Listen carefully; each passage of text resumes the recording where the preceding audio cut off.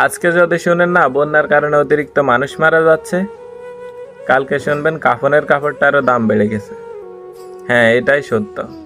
বন্যার অতিরিক্ত পানি ওঠার কারণে অনেকে বাসা বাড়িতে থাকতে পারতেছে না দেখে বাজারে বাসা ভাড়া নিতেছে।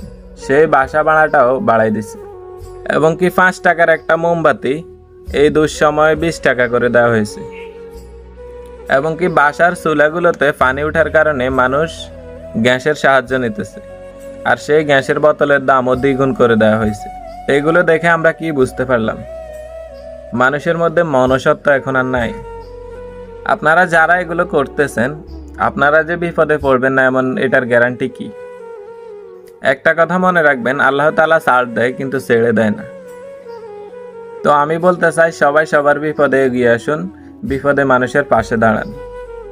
সবাই সবার অবস্থান থেকে যে যতটুকু পারেন মানুষের পাশে দাঁড়ান, সাধারণ মানুষের পাশে দাঁড়ান। একটা কথা, আমাদের এই দুঃসময়ে প্রবাসীরা কিন্তু সবচেয়ে বেশি অবদান রাখতেছে। টাকা দিয়ে হোক, বুদ্ধি দিয়ে হোক, প্রবাসীরা আমাদেরকে বিভিন্নভাবে হেল্প করতেছে। তো আমরা সবাই মিলে প্রবাসীদের জন্য দোয়া করব। তো আজকের ভিডিওটি এ পর্যন্তই। আমি আপনাদের ছোট ভাই হিসাবে কিছু কথা বলছি। যদি আমার কোনো ভুল হয়ে থাকে আপনারা আমাকে ক্ষমা সুন্দর দৃষ্টিতে দেখবেন। আসসালামু আলাইকুম।